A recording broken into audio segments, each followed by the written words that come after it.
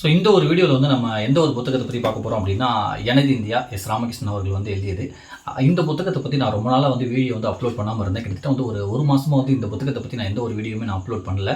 ஏதோ வந்து மிஸ் ஆகிடுச்சு. பட் வேறு புத்தகங்கள் வந்து நம்ம பார்த்து வீடியோ வந்து அப்லோட் பண்ணிகிட்டு இருந்தோம். இப்போதைக்கு தான் வந்து மறுபடியும் இந்த புத்தகத்தை வந்து நான் எடுத்திருந்தேன். கிட்டத்தட்ட வந்து ஒரு 100 பக்கங்கள் இருக்குது. இந்த புத்தகமே வந்து எஸ். ராமகிருஷ்ணன் அவர்கள் புத்தகத்திலே வந்து ரொம்ப ரொம்ப முக்கியமான புத்தகம். கட்டுரை புத்தகம் இது. நிறைய வரலாறுகள் நிறைந்த ஒரு புத்தகம் இந்த புத்தகம். இந்த புத்தகம் வந்து ஐஏஎஸ் பயிற்சி பள்ளியில் வந்து ஒரு பாட புத்தகமும் வந்து போதிக்கப்படுறாங்க. அந்த அளவுக்கு வந்து ரொம்ப ரொம்ப முக்கியமான ஒரு புத்தகம். தேசாந்திரி பதிப்பகம் தான் வெளியிட்டிருக்காங்க. ஒரு 650 ரூபாய் புத்தகம். ஸோ இப்போ வந்து எந்த ஒரு விஷயத்தை வந்து நம்ம ஷேர் பண்ணிக்கலாம் அப்படின்னா வந்து சுதேசி மன்னர்கள் அப்படின்னு சொல்லிட்டு அந்த ஒரு விஷயத்தை வந்து ஷேர் பண்ணலாம் அப்படின்னு. அதாவது மன்னர்கள் ஆட்சி இங்கே நடந்திருக்குன்னு சொல்லி நம்ம எல்லாத்துக்குமே தெரியும். சுதந்திரத்துக்கு முன்னாடியும் கூட, அதுக்கு பின்னாடி கூட 1-2 இருந்துச்சுன்னு சொல்லி நம்ம வந்து கேள்விப்பட்டிருப்போம். அந்த மாதிரி அந்த சுதேசி மன்னர்களோட வித்தியாசமான ஒரு அணுகுமுறை வந்து ஏகப்பட்ட சுதேசி மன்னர்கள் வந்து இங்கே வந்து அதை பின்பற்றி இருந்திருக்காங்க. ஸோ அந்த மாதிரி அவங்கள பற்றி வந்து சொல்லியிருக்காங்க. அதாவது வந்து ஒரு சுதேசி மன்னர் என்ன பண்ணுவாருன்னா, கன்னி பெண்களாக பார்த்து அவங்க கூட சேர்ந்துட்டு அவங்களோட மூக்குத்திகளை வந்து சேர்த்து வச்சிருப்பாராம். எத்தனை பெண்களோட வந்து சேர்ந்து அவர் இணக்கமாக இருந்தாரோ அவங்களோட மூக்குத்திகள்லாம் வாங்கி வந்து சேர்த்து வச்சிருப்பாராம். ஸோ அவர் வந்து இறந்ததுக்கு அப்புறம் வந்து அவரோட அறையிலேருந்து அவ்வளோ மூக்குத்திகள் வந்து எடுத்தாங்க அப்படின்றாங்க. இதே மாதிரி ஏகப்பட்ட சுதேசி மன்னர்கள் வந்து டிஃப்ரெண்ட் அந்த ஒரு வாழ்ந்திருக்காங்க. ஸோ இன்னொரு சுதேசி மன்னர் இருந்திருக்காரு. அவருக்கு என்னன்னா வந்து வெறும் சாப்பிட்றது மட்டும்தான் வந்து அவரோட முழு நேர வேலையை வந்து அவர் வந்து பண்ணிக்கிட்டு இருந்திருக்காரு. அதாவது நிறைய நான்வெஜ் வந்து ஒரு மாதம் ஃபுல்லாக சாப்பிடுவாராம். ஒரு மாதம் இல்லை, ஒரு வருஷம் ஃபுல்லாக அப்படி தான் வந்து சாப்பிட்டுட்டு இருப்பாராம். வருஷத்தில் ஒரு மாதம் மட்டும் உடம்பை குறைக்கிறதுக்காக எலுமிச்சை சாறு மட்டும் குடிப்பாராம் ஒரு மாதம் ஃபுல்லாக. மீதி உள்ள 11 மாதம் வந்து சாப்பிட்டுக்கிட்டே இருக்க தான் வேலையாக. காலையிலேருந்து நைட் வரையும் நிறைய நான்வெஜ் வந்து சாப்பிடுவாராம். அவரோட எடை வந்து ஒரு 130 கேஜியாம். அப்புறம் வந்து இன்னொரு சுதேசி மன்னருக்கு வந்து வெறும் அந்த சீட்டு விளையாடுறதா வந்து அவர் வந்து உலகமாக இருந்துச்சான். இன்னொரு சுதேசி மன்னருக்கு வந்து அந்த ரோல்ஸ் ராய்ஸ் கார் வந்து வாங்கி குமிச்சிக்கிட்டே இருப்பாராம். அந்த மாதிரி வந்து ஒன்று இருந்திருக்காரு. இன்னொரு சுதேசி மன்னருக்கு வந்து நாய்னா வந்து அவ்வளோ பிரியமாக கிட்டத்தட்ட வந்து 800 நாய்கள் வந்து வளர்த்துருக்காரு. அவரோட ஒரு நாய்க்கு வந்து திருமணம் பண்ணுறதுக்காக 1 லட்சம் பேர் வந்து அதில் கலந்துக்கிட்டு இருந்திருக்காங்க. அதுக்காக வந்து ஏகப்பட்ட செலவு வந்து பண்ணியிருக்காரு. நிறைய நவாப்களையும் மன்னர்களையுமே வந்து அந்த நாயோட திருமணத்துக்கு வந்து கூப்பிட்டுருக்காரு. அவர் படுக்கறையிலையுமே வந்து நிறைய நாய்களை வந்து கட்டி பிடிச்சி தான் தூங்குவாரா. இந்த மாதிரி நிறைய நவாப் மன்னர்களோட வித்தியாசமான வாழ்க்கை முறை வந்து இருந்திருக்கு. ஸோ அதெல்லாம் வந்து நம்ம இதில் கொஞ்சம் கொஞ்சமாக சொல்லுவோம். அதுக்கு முன்னாடி இந்த சுதேசி மன்னர்கள் அப்படின்றத பற்றி ஒரு சின்ன டிஸ்கிரிப்ஷனை படிச்சுட்டு அதுக்கப்புறம் கொஞ்சம் கொஞ்சமாக நான் வந்து எக்ஸ்பிளைன் பண்ணுறேன். சுதேசி மன்னர்கள் சுதந்திரம் அடைந்த போது இந்தியா 3 பகுதிகளாக இருந்தது. ஒன்று பிரிட்டிஷ் இந்திய மாகாணங்கள், அதாவது சென்னை, பம்பாய், உத்தரப்பிரதேசம், ஒரிசா, பஞ்சாப், பீகார், வங்காளம், சிந்து, அஸ்ஸாம் பகுதிகளை உள்ளடக்கியது. இரண்டாவது தலைமை கமிஷனர் மாகாணங்கள். இவை பிரிட்டிஷ் ஆளுகைக்கு உட்பட்ட பாலஸ்தீனம், வடமேற்கு எல்லை மாகாணம். மூன்றாவது 500க்கும் மேற்பட்ட சுதேசி மன்னர்கள் ஆட்சி செய்த மன்னர் மாநிலங்கள்.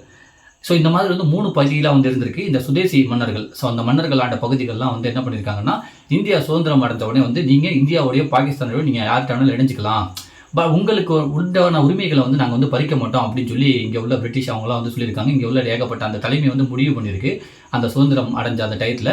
பட் இவங்க வந்து ரொம்ப யோசிச்சிருக்காங்க. நம்ம வந்து இந்தியாவோடையோ பாகிஸ்தானோடையோ இணைஞ்சா நம்ம வந்து இவ்வளோ நாள் ரொம்ப ஜாலியாக நமக்குன்னு சொல்லி ஒரு கட்டுப்பாடு இல்லாமல் வந்து அவ்வளோ அழகாக வந்து இருந்திருக்கோம். பட் ஆனால் இவங்க வந்து நம்மளை கண்ட்ரோல் பண்ணிடுவாங்களோ, நம்ம வந்து ரொம்ப ஜாலியாக இருக்க முடியாதுன்னு சொல்லி ரொம்ப யோசிச்சுக்கிட்டு இருந்திருக்காங்க. அதுக்குன்னே வந்து ஒரு பெரிய மீட்டிங் போட்டு நீங்கள் இணைஞ்சிருங்க, அவங்களோட உரிமைகளை வந்து பறிக்க மாட்டோம் அப்படின்றதுக்காகவே வந்து சொல்லியிருக்காங்க. ஸோ அதையுமே இங்கே மென்ஷன் பண்ணியிருக்காங்க.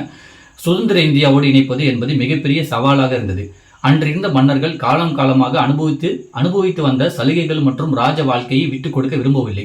இதற்காக 1947ஆம் ஆண்டு ஜூலை 25ஆம் தேதி இந்திய மன்னர்களின் மாநாடு ஒன்றை நடத்தினார் மவுண்ட் பேட்டன் பிரபு.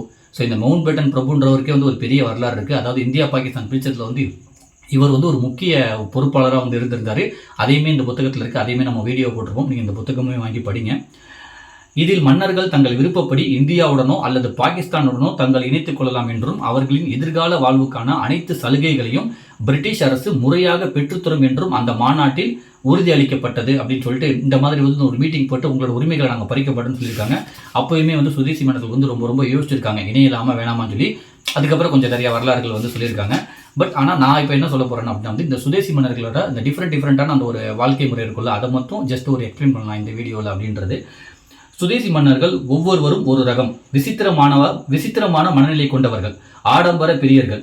கபூர்தலா மன்னர் தன்னை 14ஆம் லூயி மன்னரின் மறுபிறப்பு என்று நம்பினார். அதற்காக தனது மாளிகையை வாட்சலஸ் அரண்மனை போலவே பிரெஞ்சு கட்டடக்கலை நிபுணர்களை கொண்டு வடிவமைத்தார்னு சொல்லிட்டு அந்த பிரெஞ்சு ரீதியாக வந்து ஒரு நிறைய மாற்றங்களை பண்ணியிருக்காரு. அந்த பிரெஞ்சு கேர்ளே வந்து ஒருத்தவங்களை வந்து நடனம் ஆடிட்டு இருக்கப்போ அவங்கள பார்த்து கல்யாணம் பண்ணி அவங்கள வந்து மகாராணி ஆக்கியிருக்காரு இந்த ஒரு சுதேசி மன்னர். இன்னொன்று, இந்த அரண்மனையில் வந்து நீங்கள் ஃப்ரெஞ்சு தான் பேசணும் அப்படின்றதையுமே வந்து சொல்லியிருக்காரு. அதான் வந்து ஒருத்தரும் ஒரு ரகம்னு சொல்லுவாங்கல்ல.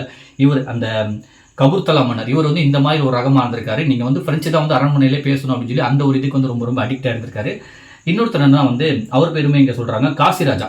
காசிராஜா எங்கே சென்றாலும் பசுவின் முகத்தில் தான் காலையில் முழிப்பார்னு சொல்லிட்டு அந்த காசிராஜா அப்படின்ற ஒரு சுதேசி மன்னர் வந்து என்ன பண்ணியிருக்காருன்னா வந்து எங்கே போனாலும் வந்து பசு முகத்தில் தான் வந்து முழிப்பாராம்.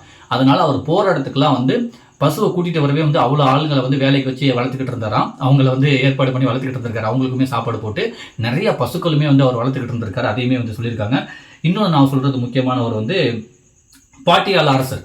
ஸோ இந்த ஒரு சுதேசி மன்னர் பாட்டியால் அரசர் தான் வந்து ரொம்ப ரொம்ப சாப்பாடு பிரியர்னு சொன்னால அதையுமே போட்டிருக்காங்க. பாட்டியால் அரசருக்கு சாப்பிடுவதுதான் ஒரு நாளின் முக்கிய வேலை. அவரது ஒரு வேளை உணவு நெய்யில் வறுத்த 6 கோழிகள், 2 கிலோ ஆட்டு இறைச்சி, பாலில் செய்யப்பட்ட இனிப்புகள், காடை, கௌதாரி, புறா, மான், மிலா, மீன் என ரகம் ரகமாக பொரிக்கப்பட்டு உணவு மேஜையில் அமைக்கப்பட வேண்டும். அவரது எடை 300 பவுண்ட், அதாவது 136 கிலோ. ஸோ இந்த மாதிரி வந்து ரகரகமாக சாப்பிடுவாராம். வருஷத்துல வந்து ஒரு 11 மாதம் சாப்பிட்டு 1 மாதம் மட்டும் எலும்புச்சை சாறு மட்டும் குடிச்சு உடம்பு குறைப்பாராம். மறுபடியும் என்ன பண்ணுவார்னா சாப்பாடு வந்து ஆரம்பிச்சிருவாராம். அந்த மாதிரி உள்ளவரா அந்த பாட்டியால அரசர். இன்னொருத்தர் என்ன பண்ணியிருக்காருன்னா வந்து அவர் தான் வந்து அந்த கன்னி பெண்களோட மூக்குத்தியை வந்து சேகரித்தவர். ராம்பூர் நவாப். ராம்பூர் நவாப் கன்னி பெண்களாக தேடி தேடி சுகித்து அவர்களின் மூக்குத்திகளை நினைவு சின்னமாக சேகரித்துக் கொள்வார். அவர் வந்து சேகரித்து வச்சுக்கிட்டே இருப்பாரா அந்த ராம்பூர் நவாப். அவர் இறந்த உடனே வந்து அவர் அறையில் வந்து நிறைய மூக்குத்திகள் இருந்துச்சு. ஆயிரக்கணக்கான மூக்குத்திகள் வந்து இருந்துச்சா. ஸோ அத்தனை பெண்களோட அவர் வந்து ஒரு ரிலேஷன்ஷிப் வச்சிருக்காரு அப்படின்றதுமே சொல்கிறாங்க. டோல்பூர் மன்னர். அவருக்கு வந்து சீட்டு விளையாடுறது தான் உலகமா. எப்போவுமே வந்து சீட்டு விளையாண்டுக்கிட்டே வந்து இருப்பாராம். அதையுமே இங்கே வந்து மென்ஷன் பண்ணுறாங்க. அப்புறம் ராஜா புபிந்தர் சிங். அவர் வந்து ரோல்ஸ் ராய்ஸ் காரில் வந்து ரொம்ப ரொம்ப பிரியராம். அவரோட அந்த ஆடம்பர காரில் வந்து முகப்பு பகுதியை வந்து தங்கத்தால் வந்து அவர் ரெடி பண்ணி வச்சிருப்பாராம். அதேமாதிரி வந்து சுதேசி மன்னர்கள்லாம் வந்து அதிகமாக ரோல்ஸ் ராய்ஸ் கார் வந்து வச்சுக்கிட்டு இருந்திருக்காங்க. சுதேசி மன்னர்கள் தான் வந்து அதிகமான ரோல்ஸ் ராய்ஸ் கார் வந்து வச்சுக்கிட்டு இருந்திருக்காங்களா இந்த இந்தியாவில். ஸோ அந்த மாதிரி வந்து பெரிய பெரிய உயர் ரக அதுமாதிரி நிறைய விலையுறந்த ரோயல் சேல்ஸ் கார் இல்லை எந்த கார் வந்தாலும் வந்து இவங்க வந்து வாங்கிடுவாங்களா. அந்தளவு வந்து ரொம்ப ரொம்ப ஆடம்பர பிரியராக வந்து இருந்திருக்காங்க. இந்த மாதிரி நிறைய விசித்திர குணம் கொண்ட சுதேசி மன்னர்கள் வந்து இருந்திருக்காங்க. அதில் ரொம்ப முக்கியமானவர் தான் பார்க்க போகிறோம். அதாவது வந்து ரொம்ப ரொம்ப நாய் பிரியர்னு சொன்னல அந்த மாதிரி ஒருத்தர். அவரோட பேர் வந்து குஜராத்தின் தென்மேற்கு பகுதியில் இருந்த ஜூனாகத்தின் நவாப் மஹபத் கான் ரசூல் கான். இந்த மஹபத் கான் ரசூல் கான் அப்படின்றவர் வந்து ரொம்ப ரொம்ப நாய் பிரியராம். அவர்கிட்ட வந்து 800 நாய் இருக்கும் அப்படின்றத வந்து நான் முன்னாடியே சொன்னேன். அந்த ஒரு விஷயத்தை வந்து நான் படித்தே சொல்லிடுறேன். எந்த விஷயத்தையுமே நான் விட்டுறக்கூடாது அப்படின்றதுக்காக படித்தாவே வந்து ரொம்ப ரொம்ப சுவாரஸ்யமாக இருக்குது. முடிஞ்சளவு நான் ஸ்பெல்லிங் மிஸ்டேக் இல்லாமல் நான் படித்தே சொல்லிடுறேன். இவருக்கு நாய்கள் என்றால் உயிர். அவரிடம் 800 நாய்கள் இருந்தன. ஒவ்வொரு நாய்க்கும் ஒரு தனி இடம், பராமரிப்பதற்கு தனி ஆள். மன்னர் நினைத்த நேரம் நாயை கொண்டு வருவதற்காக ஒவ்வொரு நாயின் இருப்பிடத்துக்கும் ஒரு போன் இணைப்பு. அத்துடன் நாய்களுக்கான விசேஷ உடைகள், அலங்கார மணிகள், முத்து மாலைகள் ஆகியவை வைத்திருந்தார். ஏதாவது ஒரு நாய் இறந்துவிட்டால் அதன் நினைவாக சலவை கற்களால் மண்டபம் கட்டப்படும். நாய்களை நேசித்த அளவில் ஒரு பங்கு கூட அவர் தனது ராஜ்யத்தில் இருந்த மக்களை நேசிக்கவே இல்லை. அவரது படுக்கையில் அவரோடு தூங்குவதற்கென்று சில நாய்கள் அவர் வைத்திருப்பார் அப்படின்றதுமே போட்டிருக்காங்க. அவற்றை கட்டி கொண்டு தான் அவர் தூங்குவார்னு சொல்லிட்டு அதை வந்து கட்டி பிடிச்சி தான் வந்து அதை வந்து கட்டி பிடிச்சிட்டு தான் வந்து தூங்குவாராம். அவரது செல்ல மகள் என்று அழைக்கப்பட்ட ரோசனா ரா. இந்த ரோசனா ரான்றது வந்து செல்ல மகள் அப்படின்றது வந்து மனுஷங்க இல்லை. ஸோ அதுவுமே வந்து ஒரு நாய் தான். அதுதான் வந்து ரொம்ப ரொம்ப சுவாரஸ்யமாக இருக்கும். அவரது செல்ல மகள் என்று அழைக்கப்பட்ட ரோசனா ரா என்ற நாய்க்கு விமர்சையாக திருமணம் செய்து வைக்க ஆசைப்பட்டார் நவாப். அதற்காக மணமகன் தேடும் பணி நடந்தது. மங்ரோல் சமஸ்தானத்தை சேர்ந்த பாபி என்ற ஆண் நாய் மணமகனாக தேர்வு செய்யப்பட்டது. அழைப்பிதழ்கள் அச்சிடப்பட்டன. திருமண விழா 3 நாட்கள் நடந்தன. எல்லா சமஸ்தானங்களைச் சேர்ந்த மன்னர்கள், நவாப்புகள், ஜமீன்தார்கள் விருந்தினர்களாக அழைக்கப்பட்டிருந்தனர். ஸோ எல்லாமே வந்து வந்திருக்காங்க. அதுமாதிரி வந்து அந்த கர்சன் பிரபு அப்போ உள்ள அந்த பிரிட்டிஷில் வந்து கொஞ்சம் முக்கியமான பொறுப்பில் இருந்திருப்பார் போல. கர்சன் பிரபுவுமே வந்து கூப்பிட்டுருக்காங்க. அவருமே அந்த திருமணத்துக்கு வந்திருக்காரு. மன்னரோட பொண்ணு திருமணம், செல்ல மகள் வேற சொல்கிறாங்க.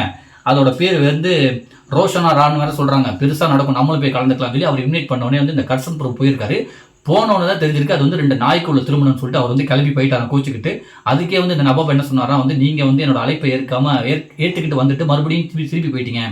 இது வந்து நான் வந்து அவமதிக்கிற மாதிரி அப்படின்றதையுமே வந்து சொல்லியிருக்காங்க. இங்கே 2 நாய்களுக்கு நடக்கும் திருமணம் என்று அறிந்த கர்சன் பிரபு நிகழ்ச்சிக்கு வரவே இல்லை. அது தன்னை அவமதிக்கும் செயல் என்று நவாப் பகிரங்கமாக அறிவித்தார். ஸோ வராமையே வந்து போயிட்டாரு.